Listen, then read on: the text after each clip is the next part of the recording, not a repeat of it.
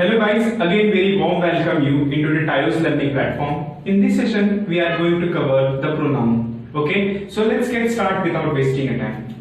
So जैसा मैंने कहा इस सेशन में हम प्रोनाउंस कवर करेंगे, ठीक है? Let me take you with an example. देखिए एग्जाम्पल के तौर पे Shivam is absent because Shivam is ill.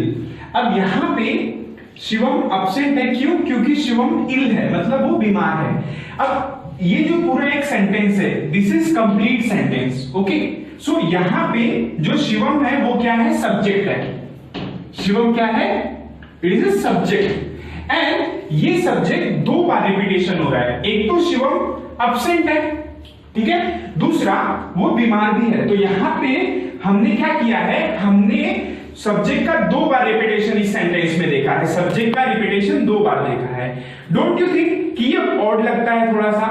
इसी जगह पे, ठीक है, ये जो पूरा का पूरा सेंटेंस है ये एक नाउन सेंटेंस है, ठीक है. अब हम क्या कर रहे हैं? हम इसको चेंज कर रहे हैं. क्यों? क्योंकि अगर बार बार रिपीटेशन होगा तो डोंट यू थिंक कि ये वर्ड थोड़ा सा कॉम्प्लिकेटेड लगेगा कि हर बार शिवम शिवम शिवम आ रहा है. उसी जगह पे हमने क्या यूज किया? हमने यूज किया प्रोनाउन, जो कि रिपीटेशंस को कम करता है, ठीक है. So Shivam is absent because he is ill. अब यहां पे हमने क्या यूज किया? ही. तो ही क्या है? ही एक प्रोनाउन है. Hope you understand. ही एक प्रोनाउन है. क्यों? क्योंकि यहां पे हमने शिवम की जगह वापस शिवम रिपीट नहीं किया है. ओके, ये था इसका प्रोनाउन का मतलब. इसका मतलब जो चीजें हम नाउन्स की जगह पे रिप्लेस कर सकते हैं उसे हम प्रोनाउन कहते हैं, ठीक है. अब दूसरी बात, प्रोनाउंस के कितने टाइप है? यहां पे मैंने कुछ टाइप्स लिखे हैं प्रोनाउन, ठीक है. Let's start. Personal pronoun, indefinite pronoun, relative pronoun, intensive pronoun, demonstrative pronoun, interpretive pronoun और रिफ्लेक्सिव प्रोनाउन. ओके, सो ये कुछ टाइप्स है प्रोनाउन को, ठीक है. और हम क्या करेंगे? हम जाएंगे डिस्कशन वन बाय वन, हर एक प्रोनाउन को हम डिटेल डिस्कशन करेंगे so that you can understand कि प्रोनाउन कैसे कैसे कौन कौन सी कंडीशन में किस तरीके से कौन से सेंटेंस में किस सब्जेक्ट ऑब्जेक्ट और कैसे यूज होता है, ठीक है. अब सेकेंड, जब भी हम प्रोनाउन की बात करते हैं तो उसमें पॉइंट ऑफ व्यू क्या है? जब भी हम प्रोनाउन की बात करते हैं तो उसमें पॉइंट ऑफ व्यू क्या है? इसका मतलब जब भी हम प्रोनाउन की बात करेंगे तो हम तीन लोगों की बात करेंगे. तीन लोगों के बारे में. किसके बारे में? तीन लोगों के बारे में. मतलब फर्स्ट पर्सन, सेकेंड पर्सन और third person. Okay, so I will explain you कि फर्स्ट पर्सन, सेकेंड पर्सन और थर्ड पर्सन क्या होता है. तो जैसा कि मैंने कहा आपको कि पॉइंट ऑफ व्यू का मतलब है, अब यहां पे देखिए पर्सनल प्रोनाउन में पॉइंट ऑफ व्यू का मतलब क्या था? जब तीन लोग बात करते हैं, ठीक है, जब तीन लोग बात करते हैं या फिर एग्जांपल दो लोग बात कर रहे हैं किसी तीसरे के बारे में, दो जन बैठ के बात कर रहे हैं किसी तीसरे के बारे में. सो वो क्या होता है?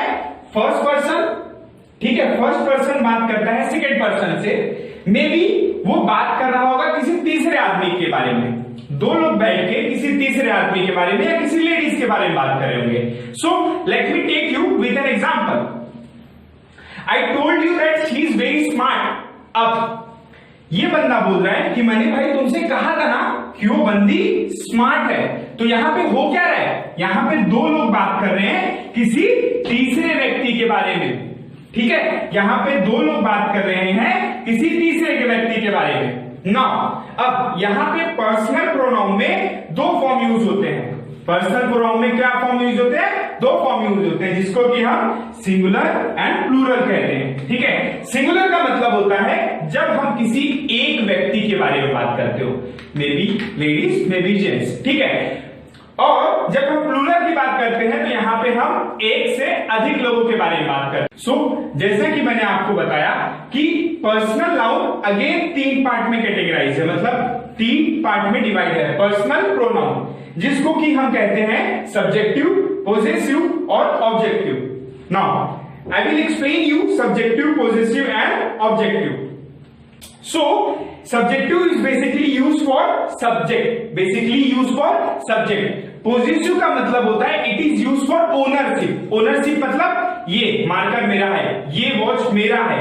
इट इज पोजेसिव की मतलब ये सारी चीजें मेरी हैं, जो मैं ओनरशिप के लिए बोल रहा हूं। Now objective which is use for the object. Now let's take here now as I said subjective it is use for subject. Now तो उसमें क्या क्या आता है, जैसे कि आई, वी, सी, हु, ये किसमें आता है, ये आता है सब्जेक्टिव में। नाउ ओनरशिप मतलब जो कि हमारा है, तो उसमें क्या क्या आता है, my, mine, our, ours, her, hers, their, theirs. Okay.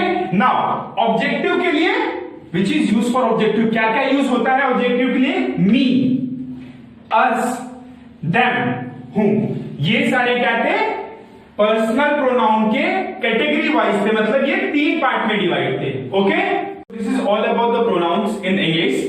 कोई भी आपको डिफिकल्टीज आती है तो नीचे दिए गए इंस्टाग्राम एंड फेसबुक के आईडी पे हमारे आप डायरेक्टली हमें मैसेज कर सकते हो। ज्यादा से ज्यादा लोगों को शेयर करो ताकि उनको हेल्प हो सके इंग्लिश स्पीकिंग में और बेसिक चीजें जो भी है उनकी वो अंडरस्टैंडिंग में। Thank you so much. Please share, subscribe and like to this channel and share to the maximum period. Thank you so much.